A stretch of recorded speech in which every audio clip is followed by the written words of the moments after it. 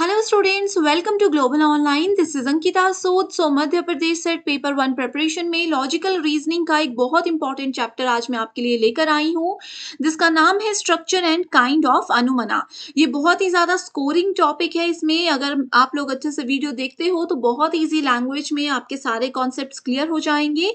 उसके साथ ही previous year questions के साथ मैं आपको ये भी बताने वाली हूँ कि किस तरीके से क्वेश्चंस इस टॉपिक में से एग्जाम में पूछे जाते हैं।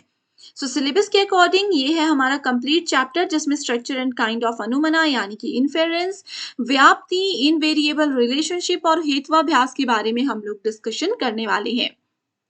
सेशन पर आगे जाने से पहले आपको पता होना चाहिए कि इस एग्जाम को क्वालिफाई करने के लिए आपको पेपर वन पर बहुत ध्यान देना होता है।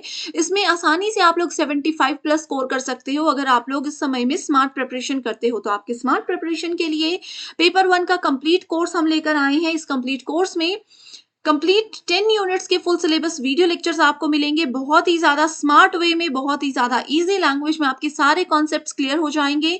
फुल सिलेबस नोट्स यहाँ पर आपको पीडीएफ के फॉर्मेट में हम प्रोवाइड करवाते हैं। इस पीडीएफ को आसानी से अपने मोबाइल फोन में भी डाउनलोड करके आप पढ़ सकते हो। फुल सिलेबस मॉक टेस्ट में आपको as it is questions exam में देखने को मिलेंगे। सभी प्रीवियस ईयर क्वेश्चंस अवेलेबल हैं। 2000 प्लस एमसीक्यू क्वेश्चन बैंक की अगर बात करें तो इसमें सभी previous year questions, most repeated questions and most expected questions की सीरीज है। हर एक क्वेश्चन के सॉल्यूशन के साथ आपको एक्सप्लेनेशन भी प्रोवाइड करवाई जाएगी। गिवन व्हाट्सएप नंबर्स पर जल्दी से कांटेक्ट करके इसको ज्वाइन कर लीजिए। इसके लिए सिर्फ एक ही बार फीस देनी है, वो भी 2000 रुपए। फीस पे करने से पहले फ्री वीडियोस देखना चाहते हो तो ग्लोबल ऑनलाइन ऐप बिल्कुल फ्री है, इसको डाउनलोड कीजिए। स्टोर सेक्शन पर जाकर सर्च बार में कोर्स का नाम लिखोगे, कोर्स का ओवरव्यू सामने आ जाएगा। यहाँ पर आप देख सकते हो कंटेंट सेक्शन पर क्लिक करोगे so unit wise folders available है। किसी भी यूनिट के फोल्डर पर क्लिक करते हो सो theory lectures, MCQs lecture, PDF के नोट्स एंड मॉक टेस्ट आपको मिल जाएंगे। ये आप लोगों की तैयारी के लिए काफी है। मैं श्योरिटी देती हूँ कि इस कोर्स में, इन वीडियो लेक्चर्स में अगर आप अच्छे से एक्टिवली पार्टिसिपेट करते हो तो जरूर आपको कहीं से भी कुछ भी पढ़ने की जरूरत नहीं रहेगी। सबसे पहले हमने जैसे कि टॉपिक में सबसे पहले कहा स्ट्रक्चर एंड काइंड ऑफ अनुमना। अनुमना मतलब अनुमान यानी कि इनफेरेंस, उसको हम कल भी डिस्कस कर चुके हैं। ये प्रमाण का भी एक प्रकार होता है ना। प्रमाण में अनुमाना क्या होता है? अनुमान लगाया जाता है, गेस किया जाता है, अज्यूम किया जाता है।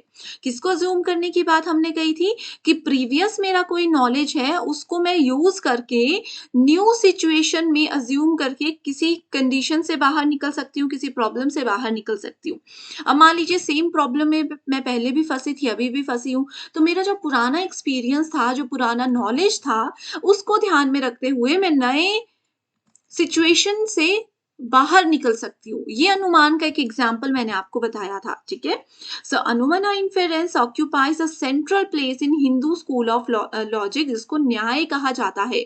न्याय शास्त्र अपने आप में ही एक बहुत इंपॉर्टेंट टॉपिक है, ठीक है, जिसको हिंदू स्कूल ऑफ लॉजिक कहा जाता है। कि हिंदुइज्म में, अपने सनातन धर्म में किन किन चीजों पे ध्यान देना चाहिए, कौन कौन सी लैंग्वेजेस यूज होती है सनातन धर्म में, यानी कि न्याय में क्या क्या चीजें होती है। तो न्याय फिलॉसफी बहुत इंपॉर्टेंट है, विशेषिका फिलॉसफी बहुत इंपॉर्टेंट है। इस पे भी अगर सेपरेट वीडियो चाहते हो तो कॉमेंट करके बता दीजिएगा।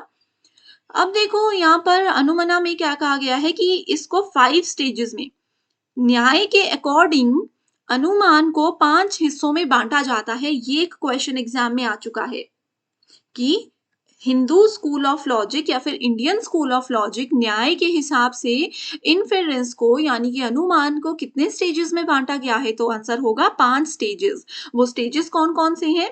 पहला है प्रोपोजिशन, दूसरा है ग्राउंड, तीसरा है illustration, application and conclusion. English के लिए ये है, हिंदी मीडियम यहाँ पर देख सकते हो। प्रोपोजिशन को प्रतिजना, प्रतिज्ञा कहा जाता है। लिटरली प्रॉमिस, कोई भी जो हम वादा करते हैं वो होता है प्रोपोजिशन। पहले ही लेक्चर में, लॉजिकल रीजनिंग के पहले लेक्चर में हमने कहा था ना, जैसे हम ये चीजें पढ़ते थे, ऑल डॉग्स आर कैट, ये क्या थी? प्रीमाइसेस थे, प्रोपोजिशंस थी, हमने पढ़ी हुई। तो ये प्रतिज्ञा होती है, एक वादा होता है जो कि एक इंपॉर्टेंट रोल प्ले करता है। ओके, इसके बाद आता है ग्राउंड। ग्राउंड क्या होता है कि किसके बेस पर ये बात बोल रहे हो। अब आपने मुझे कोई बात बताई तो मैं आपको बोलूंगी किस बेसिस पे आपने ये बात कही, किस ग्राउंड पे आपने ये बात कही, उसको हेतु कहा जाता है। ठीक है, यहाँ पर जमीन थोड़ा सा गलत मीनिंग आ गया इसका। किस बेस पर आपने ये बात कही, दैट इज कॉल्ड ग्राउंड। और आसान टर्म हेतु के लिए होता है रीजन। ठीक है, अब एक चीज ये है कि अगर मान लीजिए मैं बोलती हूं कि मैंने 15 केजी वेट लॉस किया पिछले 7 दिनों में। एक एग्जाम्पल मैंने ले लिया कि मैंने 15 किलो वेट पिछले 7 दिनों में कम किया। अब मैंने बता दिया कैसे कम किया, क्योंकि मैं डाइटिंग कर रही थी, मैं दिन में सिर्फ एक ही टाइम खाना खा रही थी। तो ये क्या दिया, ये इस प्रोपोजिशन का हेतु मैंने दिया, इसका कारण मैंने बताया कि इसकी वजह से मैंने वेट लॉस किया है। तो हेतु मतलब कारण होता है। एग्जाम में कभी भी क्वेश्चन आएगा, जैसे कि एक क्वेश्चन बहुत बार एग्जाम में पूछा जाता है कि पहाड़ में से धुआं निकल रहा है, तो कोई बोलता है कि पक्का वहां पर आग लगी है।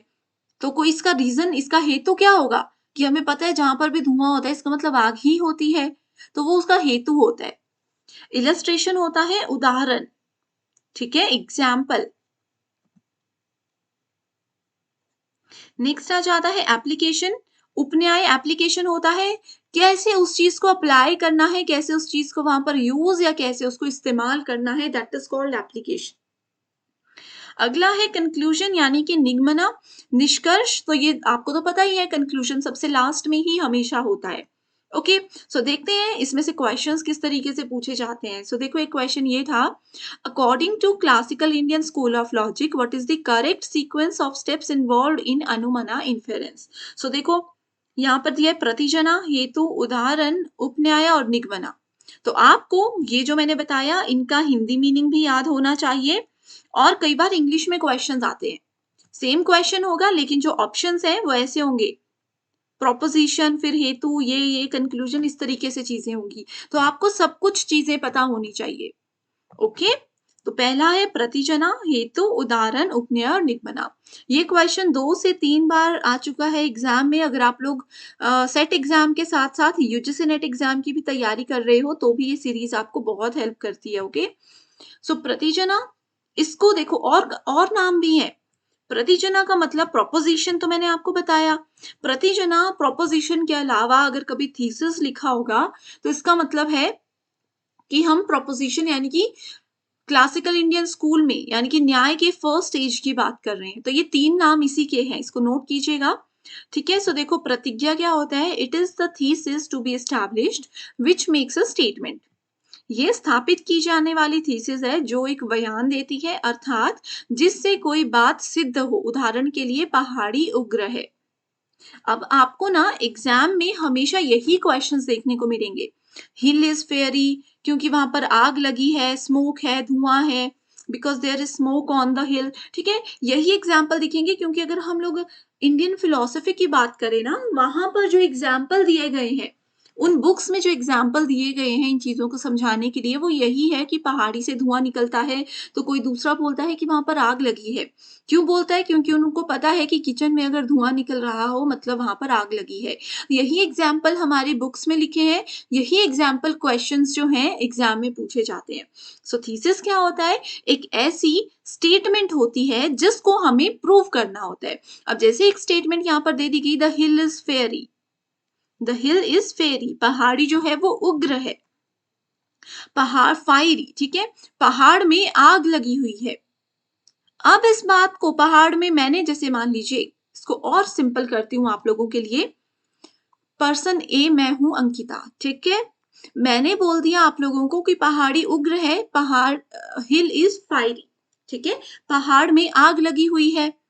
अब कोई दूसरा पर्सन है, मेरा फ्रेंड एक्स वाई जेड, उन्होंने पूछ लिया कि आपको कैसे पता पहाड़ में आग लगी है। ठीक है, मैंने तो बोल दिया। उसके बाद उन्होंने पूछा आपको कैसे पता पहाड़ में आग लगी है, तो उसका मुझे कारण देना पड़ेगा, रीजन देना पड़ेगा, हेतु देना पड़ेगा कि उन्होंने बोला कि because there is smoke in the hill, क्योंकि पहाड़ में से धुआं निकल रहा है इसलिए स्मोक है। It states the reason for the statement. ये जो स्टेटमेंट थी इसको हमने क्यों बोला, इसका कारण मैं दे रही हूं। ठीक है, अब जैसे किसी पर्सन ए को मैंने बोल दिया कि आप बहुत टॉल हो, ठीक है, मैंने इनको बोल दिया कि आप बहुत टॉल हो।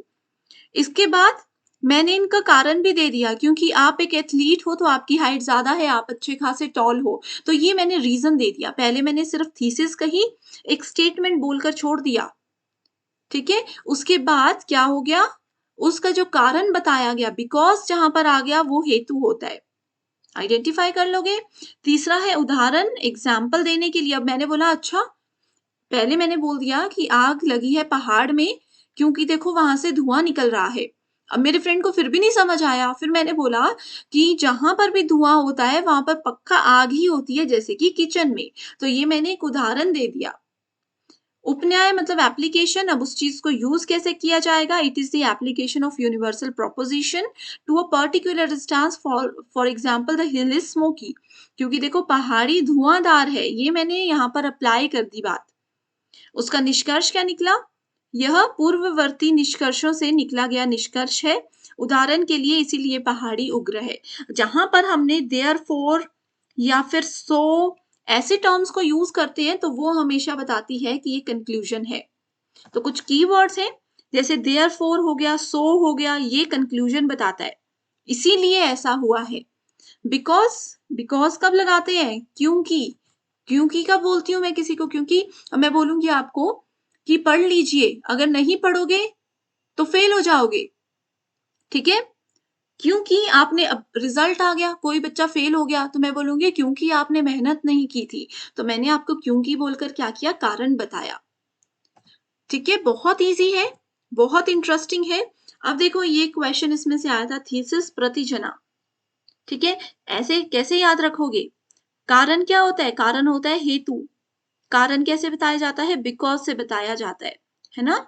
उसके बाद एग्जाम्पल, एग्जाम्पल क्या दिया था, एग्जाम्पल में आता है लाइक, एज, इस तरीके की जो स्टेटमेंट है जहां पर किसी चीज के साथ उसको कंपेयर किया जा रहा है, ठीक है। सो सी में देखो यहाँ पर एज यूज किया है ना word, whenever there is smoke there is fire as in the kitchen, so ये आ गया, ठीक है। इसके बाद फाइनल हमने कंक्लूजन क्या निकाला था, एप्लीकेशन क्या किया था, the mountain also has smoke accompanied by fire like the kitchen. यहाँ पर हमने कंपेयर कर दिया, अप्लाई कर दिया उस एग्जाम्पल को। पहले हमने एग्जाम्पल दिया सिर्फ, उसके बाद करंट सिचुएशन में एग्जाम्पल को हमने रिलेट कर दिया। थीसिस क्या होती है, थीसिस हमें बताती है कि माउंटेन में आग है। जो पहली स्टेटमेंट है जहां से किसी बात को शुरू किया जाता है वो थीसिस कहलाती है। तो ये क्वेश्चन है, इसका आंसर यहाँ पर भी आप लोग देख सकते हो। ओके, हिंदी मीडियम के लिए भी चीजें सेम है, इंग्लिश के लिए भी सेम है। क्वेश्चन का तरीका क्या होता है मैंने बता दिया। अगला है व्याप्ति। व्याप्ति जिसको इन वेरिएबल रिलेशन यानी कि अचल रिलेशन कहा जाता है। ओके, सो देखो व्याप्ति का ये क्वेश्चन है। इस पे जाने से पहले आपको बता देती हूं कि व्याप्ति एग्जैक्टली क्या होता है। ओके, देखो व्याप्ति बेसिकली दो प्रकार की होती है। पहली स्टेटमेंट जो इसमें दी गई है ना, vyapti between two terms of equal extension is called samavyapti. और दूसरा है the relationship between fire and smoke in is that of samavyapti, ठीक है। समव्याप्ति, व्याप्ति दो प्रकार की होती है, एक है असमव्याप्ति और दूसरी है समव्याप्ति। ओके, व्याप्ति जो दो टर्म्स के बीच में, व्याप्ति जो कि दो टर्म्स के बीच में इक्वल रिलेशन बताती है, इक्वल एक्सटेंशन बताती है, उसको समव्याप्ति कहते हैं। जैसे कि देखो दो चीजें हैं, अगर मैं किसी को नेमेबल बोलती हूं या फिर नोएबल बोलती हूँ, जिस चीज के बारे में, जिसका नाम मुझे पता है, जिस चीज के बारे में मुझे पता है, कुछ भी लिख दो मतलब तो उसका सेम ही रहेगा, है ना। मतलब तो क्या रहेगा, उसका सेम ही रहेगा। तो ये होती है समव्याप्ति, सेम नाम, ठीक है। जैसे नेमेबल का मतलब हो गया नाम योग्य, नोएबल हो गया जानने योग्य। तो दोनों क्या है, सेम एक्सटेंशन बताता है। जो नाम जो भी नेमेबल है वो नोएबल जरूर होगा, जो नाम योग्य है वह जानने योग्य जरूर होगा, इसको कहते हैं समव्याप्ति। और दूसरा होता है असमव्याप्ति। असमव्याप्ति क्या करता है, इसका ऑपोजिट होता है। जिस चीज का जो नाम योग्य नहीं है वो जानने योग्य भी नहीं होगा, दैट इज कॉल्ड असमव्याप्ति। ठीक है, ये टाइप से क्वेश्चन के हिसाब से। अब आते हैं व्याप्ति की डेफिनेशन पर। सो व्याप्ति इंप्लाइज अ कोरिलेशन